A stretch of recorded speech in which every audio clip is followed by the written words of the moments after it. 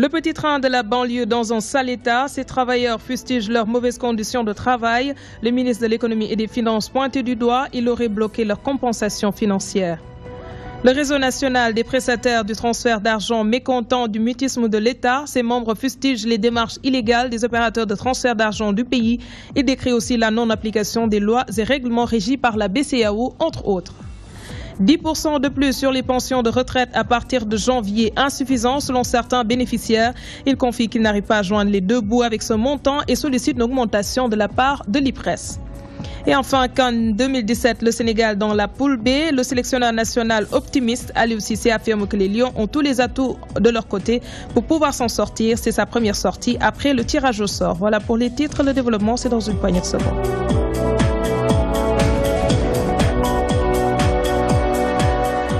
Les travailleurs du petit train de la banlieue dans tous leurs états, ils dénoncent leurs conditions de travail, manque de matériel de recharge, machines aux arrêts, entre autres mots, qui gangrènent le fonctionnement de leur structure. Le secrétaire général du PTB accuse le ministre de l'économie et des finances d'être derrière cette situation. Il précise que ce dernier refuse de débloquer leur compensation financière d'un montant de 2 milliards de francs CFA. Kodenja nous en dit plus. Le petit train bleu est en train de dérailler depuis quelque temps. L'entreprise manque presque de tout, suffisant pour le secrétaire général du syndicat de lancer un cri d'alerte à l'endroit des autorités. Nous voulons prendre d'abord la population à témoin. En même temps, avertir les pèlerins qui devraient prendre le train pour le Grand Magal de Touba et pour le Gamou de Tuawan. C'est avec regret que nous annonçons que ce sont des missions qui sont déjà vouées à l'échec. Parce que vous savez, le train que nous avons présentement, nous ne sommes même pas capables d'assurer le trajet Dakar-Thiès. Donc si on nous dit, on nous confie une mission d'abord qui consiste d'aller jusqu'à Touba et que nous savons que cette mission-là est vouée à l'échec, vu l'état du matériel, c'est pour cela que nous avons pris cette décision ferme. Par faute de moyens, le petit train bleu risque d'être absent aux grands événements religieux tels que le Magal de Touba et le Gamou. Le ministre des Finances est pointé du doigt par ses travailleurs. Si vous voulez 4 machines, et on n'a pas de stock de sécurité. Si l'une des 4 machines tombe en panne, nous n'avons pas de pièces de rechange. Nous avons des problèmes de lubrifiant, nous avons des problèmes de carburant. Et encore, la liste est longue. Donc si rien n'est fait, nous avons pris une décision collégiale qu'on n'ira pas dans ces conditions au Grand Magal. Et dans l'histoire du chemin de fer, de 1885 à nos jours, vous savez, un Magal sans train. L'État nous doit 2,6 milliards avec rétroactivité jusqu'en 2011. Et 1,2 milliard pour une compensation normale, au lieu de 500 millions.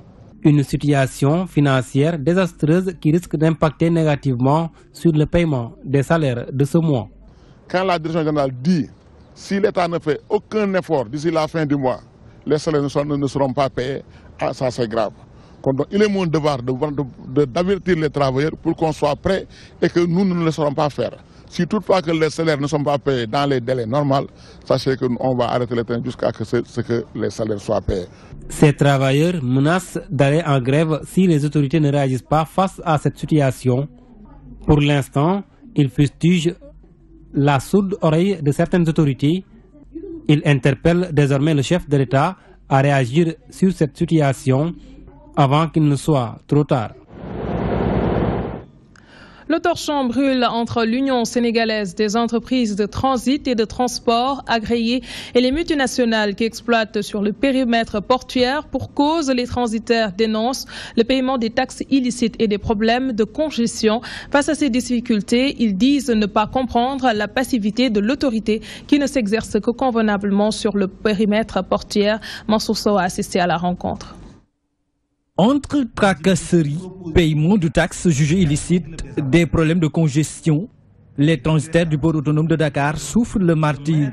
Regroupés autour de l'Union des entreprises de transit et de transport agréées, ils crient le ras-le-bol face au agissement des multinationales qui s'activent dans le périmètre portuaire. Ce que les entreprises ont fait, c'est un défi. Ce n'est pas un défi au-delà de l'autorité portuaire, mais un défi à la République.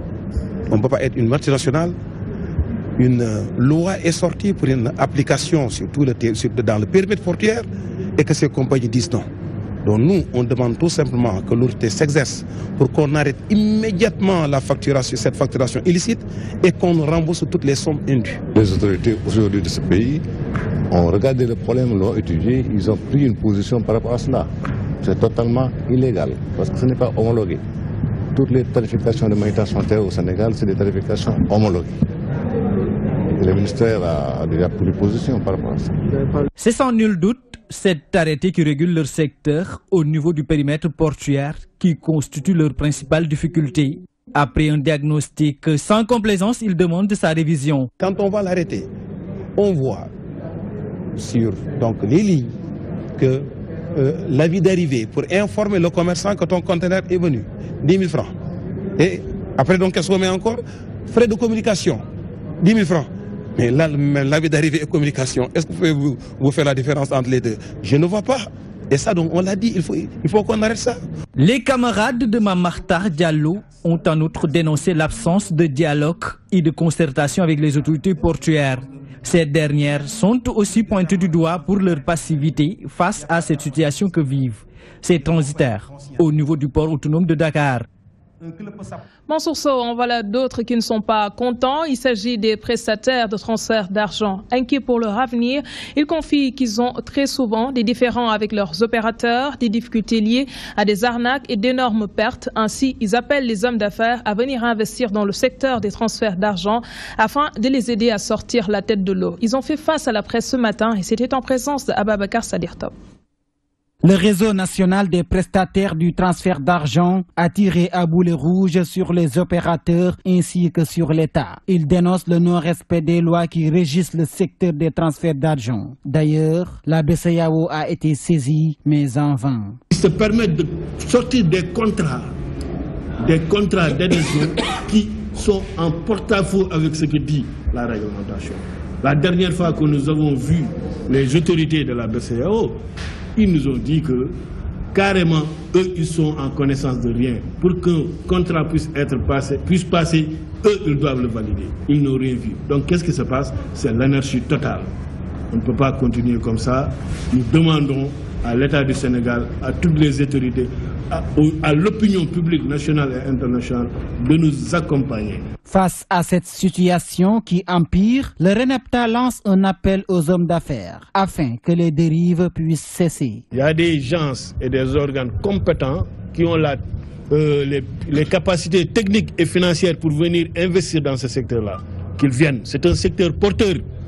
C'est un secteur très porteur à forte valeur ajoutée qui crée des emplois. C'est ce dont on a besoin au Sénégal. Combien d'emplois nous créons? En moyenne, c'est 3 emplois par agence. Le Wari dit qu'il a 18 000 points. Nous savons que c'est plus. 18 000 points, c'est quand il a des problèmes. Mais quand il veut appâter les investisseurs, il arrive à 60 000 points. Multiplier ça par 3, c'est combien d'emplois? C'est des milliers et des milliers d'emplois. Personne n'emploie plus que nous. Depuis quelques mois, il est noté un bras de fer entre les prestataires de transfert d'argent et leurs opérateurs. Un problème né selon les prestataires de non-respect des contrats. Le chapitre politique ignorant et indiscipliné, voilà les termes trouvés par les jeunes socialistes pour qualifier certains responsables du Parti socialiste. Il s'agit de Barthélémy Diaz, Khalifa Sall et Bamba Fall. Sur le procès de Diaz fils, le soutien de ces militants reste flou. Il précise que le PS ne sera jamais contre la justice sénégalaise. Les détails avec Ibrahim Fall. Barthélémy Diaz, Khalifa Sall et Bamba Fall, traités de tous les noms d'oiseaux par le Forum des jeunes socialistes et jeunesse socialistes du département de Dakar. Ces jeunes estiment que ces responsables ne sont que des ignorants. Plainte pour faux et usage de faux. C'est sans savoir quelle est la signification de faux et usage de faux. Faux et usage de faux, c'est en écriture. On falsifie un certificat, on falsifie une pièce, on falsifie un document, on vous parle de faux et usage de faux. Mais ce n'est pas quand un parti politique décide par sa majorité et que les gens se réunissent et qu'il y a des superviseurs délégués et on parle de faux usage de faux. C'est parce que tout simplement, Barthélémy Diaz a un niveau intellectuel aussi bas. Autrement dit, Barthélémy Diaz, en tant que chargé de l'agitation médiatique de Khalifa Sall, vient de prouver devant le peuple sénégalais, puis devant l'histoire, qu'il n'est qu'un ignorant. doublé d'un opportuniste, d'un adepte des mensonges outranciers et de la manipulation de l'opinion. Pour le jugement du maire de Mermoz Sacré-Cœur, les jeunes socialistes affirment leur position, à savoir: nous n'avons pas soutenu Barthélémy Dias contre la justice. Nous avons soutenu Barthélémy Dias contre l'arbitraire de Abdoulaye Wade, contre l'intimidation de Abdoulaye Wade. Et aujourd'hui, on ne peut pas bénéficier d'une liberté provisoire jusqu'à l'éternité. La voix, c'est la reine des preuves. Avant que le juge aille trouver d'autres preuves, mais il peut d'abord se limiter à l'aveu. Nous l'avons soutenu et nous continuons de le soutenir, non pas contre la justice. La jeunesse socialiste veut faire face à ce qu'elle appelle les détracteurs du parti. Elle demande par ailleurs l'exclusion de Bamba Fall, Khalifa Sall et Barthélémy Dias du Parti socialiste. Nous changeons des registres. La conférence interafricaine de prévoyance sociale, CIPRES, veut garantir une protection sociale à ses membres. Une session de formation a été organisée à leur intention afin de moderniser leurs outils de gestion. Le président du conseil d'administration de l'Institut de prévoyance retraite invite les entreprises à faire en sorte que les travailleurs se sentent concernés par la protection sociale. Les explications de Momodo Racinsi au micro de Ababakar Sadirtop. Le contrat de gestion par objectif s'oppose au système de management par tâche, où en réalité on donne aux salariés ou on donne aux travailleurs des tâches simplement à remplir, contrairement à la gestion par objectif, où il s'agit de discuter d'une finalité et donc d'associer et les salariés et le management dans l'élaboration d'une vision commune et partagée. C'est pour ça que ce terme vient à son heure. Parce que dans le cadre d'une gestion par tâche, le salarié ne se sent pas concerné, il n'est pas motivé, alors que dans le cadre d'une gestion par objectif, il est concerné parce qu'il participe à l'élaboration des objectifs et également aux moyens de les atteindre. C'est extrêmement important. Et je crois qu'il s'agit, dans ce domaine donc, d'une modernisation de nos outils. Et cela, je parle sous le contrôle du ministre de tutelle, aussi bien l'État que le conseil d'administration sont tout à fait d'accord pour moderniser ces outils de gestion dans le cadre des contrats de gestion par objectif, parce que ça rentre dans le cadre non seulement de la modernisation de nos institutions, mais cela rentre également dans le cadre de la transparence et de la bonne gouvernance de nos institutions. Je vous l'ai annoncé en début d'édition, une augmentation de 10% se fera sur les pensions de retraite à partir du 1er janvier. Certains retraités la trouvent insignifiante. Selon eux, ce montant ne leur permettra pas de couvrir tous leurs besoins. Ils espèrent qu'il y aura une augmentation substantielle afin qu'ils puissent faire face au coût de la vie. Le sujet est signé Ndeye Fatimlo. À partir de ce 1er janvier 2017, les pensions de retraite vont connaître une hausse de 10%. Pour ces retraités, ce n'est pas une aubaine. Pour eux, ces 10% ne sont qu'une goutte d'eau dans la mer. Cette augmentation ne nous arrange pas parce qu'ils nous payent par mois. Si c'était tous les 2 mois, ça serait bien. 10%, ce n'est rien. Si votre patient est de 25 000 francs, cela ne va pas se faire sentir. Donc, cela n'arrange rien. On pouvait augmenter plus que ces 10%. Toutefois, on n'a pas le choix. Si d'habitude on te donnait 1, maintenant on te donne 2, c'est bien. Pour la plupart des veuves, cette pension est inférieure à leurs attentes. Cette pension est incapable de couvrir les besoins de leur famille. Tous les hommes sont malades à cause des dépenses. Quand vous touchez 50 000 francs et que vous devez payer les factures, des ordonnances lorsque les enfants tombent malades, c'est difficile. En plus, la vie coûte cher.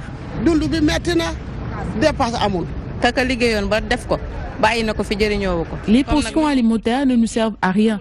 Cela nous fatigue plutôt. C'est peu. Quand nous les recevons, on ne peut pas payer nos factures. Par exemple, moi, je n'ai pas pu inscrire tous mes enfants. Je suis obligée d'emprunter de l'argent. Lorsque je récupère la prochaine pension, je paie mes dettes et il ne me reste plus rien. Le patronat a accepté le relèvement du plafond de cotisation et une augmentation des pensions de retraite. Pour les retraités rencontrés, l'augmentation pouvait être beaucoup plus significative pour qu'ils puissent faire face à la cherté de la vie. Intéressons-nous à présent à l'avant-projet de loi portant code de déontologie générale des agents publics. Il a été examiné ce mardi et la rencontre est la première d'une série d'ateliers que les responsables concernés comptent organiser de concert avec les organisations syndicales et amicales des agents de l'État. Objectif, rendre plus performante l'administration sénégalaise. Un travail de Lustina Sagna. La modernisation de l'administration sénégalaise est une priorité pour le gouvernement. L'ambition est de faire adopter aux agents de l'État le culte du résultat, basé sur des valeurs sûres telles que la loyauté, la probité, l'humilité, le respect et la courtoisie. Pour y parvenir, le ministère de la fonction publique propose le projet de loi de code de déontologie générale des agents publics. Probité, loyauté, humilité, respect, courtoisie. Ce sont là autant de valeurs morales bien sénégalaises qui, transposées dans le champ professionnel, concourt à ce que l'on appelle la déontologie. Mesdames et messieurs, la déontologie est consubstantielle à toute vie en société, en particulier dans le monde globalisé d'aujourd'hui, caractérisé au sein même des communautés par la montée de tensions de toute nature, de lutte d'intérêts, les revendications de respect des droits par les uns, auquel est opposée l'exigence de respect des obligations par les autres. Aujourd'hui, plus que par le passé, l'harmonie indispensable à toute vie en commun requiert l'adoption et la mise en œuvre par les différents membres de tout corps social, a fortiori au sein de l'administration, d'un socle de valeurs communes de référence. Le code de déontologie générale que le gouvernement soumet à votre enrichissement n'est point un corset d'obligations dans lequel il cherche à vous enserrer. Monsieur Ley l'a rappelé tantôt. Bien au contraire, dans l'exercice de ce matin, vous êtes invités par vos observations et suggestions d'amélioration à prendre une part active à la construction d'un instrument juridique à travers lequel l'administration, les agents publics que vous êtes, les citoyens, les usagers et autres partenaires sociaux se reconnaîtront pour cultiver entre eux des rapports harmonieux et plus efficaces. Une initiative saluée par les agents concernés qui demandent tout de même que l'autorité prenne en compte les doléances des travailleurs. C'est une avancée très significative parce qu'il est bon que les agents de la fonction publique ou des fonctions publiques puissent avoir l'ensemble de leurs obligations et de leurs devoirs pour avoir la bonne attitude par rapport aux usagers de la fonction publique. Et en ce sens, l'initiative est à féliciter, mais c'est pour nous, en tant que syndicalistes, de rappeler l'État aussi que c'est bien d'indiquer les droits, les devoirs des travailleurs, mais aussi il faudrait prendre de manière efficace les doléances des travailleurs, parce que cela ne sert à rien de rappeler quelqu'un ses devoirs sans au préalable lui donner ses droits. C'est pour cela que nous appelons le gouvernement et plus particulièrement son Excellence, Monsieur le Président de la République, de veiller à la satisfaction des doléances des travailleurs. Le code de la déontologie générale sera soumis à l'Assemblée nationale dans les jours à venir. Une fois adopté, le code sera complété par des codes de déontologie spéciales applicables aux différents corps de services publics en vue d'améliorer la transparence et l'efficacité de la gestion publique au Sénégal. Ouverture ce matin d'un atelier national de présentation des résultats de l'analyse des contraintes à l'investissement du secteur privé au développement économique et social. Ces cadres d'échange constituent une étape du processus participatif et d'appropriation du travail qui permettra de choisir les secteurs devant faire l'objet d'investissement du deuxième compact du Millennium Challenge Corporation pour contribuer à la réduction de la pauvreté. Amadou Alimbaye s'explique au micro de Lustina Sagna. Le but de l'exercice, c'est de pouvoir faire baisser significativement la pauvreté. Et quand on veut faire baisser la pauvreté, on n'a que deux leviers sur lesquels agir. Le premier levier, c'est la croissance économique. Le deuxième levier, c'est la réduction des inégalités. Alors, pour faire baisser la croissance maintenant, on vise l'investissement privé. Parce que c'est le privé qui doit être le moteur de la croissance et qui doit générer de l'emploi. Alors, lorsqu'on a regardé les différentes contraintes qui empêchaient le privé à jouer ce rôle, on s'est rendu compte qu'on pouvait les catégoriser dans 3 différents niveaux. Le premier niveau de contraintes, ce qu'on appelait les contraintes majeures. Les contraintes majeures, c'est des contraintes rédhibitoires. Il est difficile de réaliser quelque croissance que ce soit sans que ces contraintes soient levées. Après les 2 contraintes majeures, on a 3 contraintes sévères. On a 4 contraintes sévères sans être majeures. Les routes, donc infrastructures routières, le coût du financement et les déficits de compétences en termes de professionnels et entrepreneurial et le foncier. La Société nationale de la Croix-Rouge confirme que le nouveau comité départemental a bel et bien respecté les dispositions nécessaires pour être élu à la tête du bureau de la Croix-Rouge sénégalaise de Pikine. Selon le vice-président du comité national de la Croix-Rouge sénégalaise, le comité départemental sortant de Pikine ne veut pas passer le flambeau parce que les membres avaient des privilèges qu'ils ne veulent pas perdre. Ils ont été appelés au dialogue plusieurs fois, mais peine perdue. Elhadj Bassirou Seck réagit au micro de Ndeye Fatim Lo. Le problème qui se pose, c'est que l'ancienne équipe, ils contestaient la légitimité de la nouvelle équipe. Ils ont dit que la nouvelle équipe n'avait pas la légitimité parce qu'elle n'avait pas les 3 cartes. N'avait pas les 3 cartes parce qu'ils étaient surpris que ces gens-là se présentent pour les renouvellements. Ils pensaient que c'est eux seuls qui étaient là-bas. Donc lorsque les renouvellements, l'autre partie est venue, ça a constitué une surprise. Et Dieu a fait que cette nouvelle équipe a acheté plus de cartes que. La commission a vérifié et a vu qu'ils ont les 3 cartes exigées. La nouvelle équipe est reconnue par la Croix-Rouge. Les autres, pourquoi ils s'agitent? C'est parce qu'on leur a... Donc ils ne sont plus aux commandes. Et ils ne veulent pas passer le flambeau. Et ça aussi, c'est compréhensible. Ce sont les derniers soubresauts. La région aussi, on a prévu de la renouveler le jeudi prochain.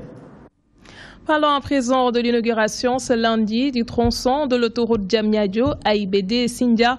Le président Macky Sall livre enfin l'infrastructure à Gérard Sénac. 1600 francs est le prix retenu pour le péage. Les travaux vont durer plutôt 29 mois. Ont duré. D'un coût global de quelques milliards, il est passé à 56 de l'AFD. Ce bijou contribuera à rendre plus fluide la circulation entre Dakar et le reste du pays, nous dit Mansour Sow.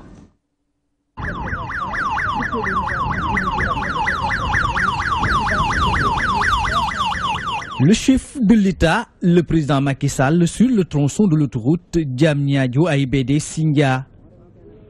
Un joyau, fruit d'une coopération tripartite franco-sino-sénégalaise d'un coût global de 79 milliards de francs CFA, dont 56 milliards de l'AFD, l'Agence française de développement, et 23 milliards sur fonds propres et des prêts de China Exim Bank. Cette infrastructure de dernière génération devrait beaucoup contribuer à la fluidité du transport entre Dakar et le reste du pays. Un projet phare du développement de la presqu'île du Cap-Vert, un projet phare de l'émergence d'un Sénégal moderne, attractif dans le cadre du PSE. Cette autoroute va changer la vie de centaines de milliers de Sénégalais. Elle va favoriser le développement de régions comme celle de Thiès ou de Mbour. Elle va décongestionner Dakar. Elle va faire gagner beaucoup de temps aux usagers, aux entreprises. Comme l'a dit un proverbe chinois, pour s'enrichir, il faut d'abord construire des routes. La Chine donne toujours la priorité aux infrastructures dans la coopération sino-sénégalaise. Les travaux de construction de ce tronçon, dont la réalisation s'inscrit dans le cadre du programme autoroutier du gouvernement du Sénégal, ont duré 29 mois. 1600 francs CFA entre Diamniadio et AIBD permettra aussi d'aller jusqu'à Sindia et plus tard jusqu'à Mo sans supplément de tarifs. Une aubaine pour les usagers selon le premier des Sénégalais. Je suis très soucieux des tarifs du péage. Pour moi, c'est d'abord une question d'inclusion, d'équité et de justice sociale. L'autoroute ne doit pas être perçue comme une voie réservée aux riches qui ont les moyens de payer des tarifs élevés. mais comme une voie ouverte à tous par l'application de tarifs supportables par les usagers et économiquement viables pour l'entreprise concessionnaire. Dans un contexte marqué par une recrudescence des accidents de la route, avec son lot de malheurs, le chef de l'État a appelé à plus de prudence. D'ailleurs, pour dissuader les récalcitrants, il menace de réformer la législation à cet effet pour limiter les dégâts. Nous en venons à la page de sport. CAN 2017, le Sénégal dans la poule B. Pas de quoi s'inquiéter. Assurance du sélectionneur national qui, depuis le tirage au sort des groupes pour la Coupe d'Afrique des Nations, ne s'est pas prononcé. Aliou Cissé affirme que les Lions ont le potentiel de s'en sortir. Il a tenu ses propos dans la région de Kolda lors d'un face-à-face avec les journalistes. Ibrahim Fall était sur place. Le Sénégal, logé dans la poule B, en compagnie de la Tunisie, l'Algérie et le Zimbabwe.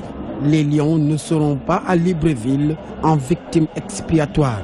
Le sélectionneur précise qu'il va jouer crânement sa chance pour faire gagner l'équipe. Une Coupe d'Afrique, c'est un état d'esprit. Une Coupe d'Afrique, ce sont des comportements. Donc nous sommes dans un groupe, nous sommes dans une poule où toutes les équipes auront à cœur en tout cas d'être meilleures. Nous jouerons notre meilleur football. Cela ne fait pas de nous des favoris, je le dis et je le répète. Mais avec beaucoup d'humilité, je pense que nous devons y aller avec de l'ambition. Et pour faire bonne figure à la Coupe d'Afrique des Nations, l'ancien capitaine des Lions se penche déjà sur le prochain match des Lions, comptant pour les éliminatoires de la Coupe du Monde de Russie 2018. On nous parle beaucoup du tirage au sort, mais on oublie qu'on a un match très important qui nous attend dans un mois contre l'Afrique du Sud. Donc la préparation se passe très bien. Il y a eu une délégation qui est partie à Johannesburg pour déjà préparer la venue de l'équipe. Après, il y a un point de presse qui aura lieu, si vous voulez, jeudi prochain à Dakar pour la publication de la liste. Mais je pense que toute cette logistique-là a été bien préparée. Donc nous rallions en tout cas le plus rapidement possible l'Afrique du Sud pour pouvoir bien préparer ce match-là. Le Sénégal affronte la Tunisie le 15 janvier prochain. L'objectif est le même, à savoir dépasser les phases de poule. Mais avant cela, le coach des Lions va publier la liste des joueurs retenus pour le match contre l'Afrique du Sud ce jeudi. C'est tout pour ce soir. Merci de nous avoir suivis. Merci également à l'équipe technique. Dans un instant, BBC Info, passez d'excellents moments en compagnie de nos programmes.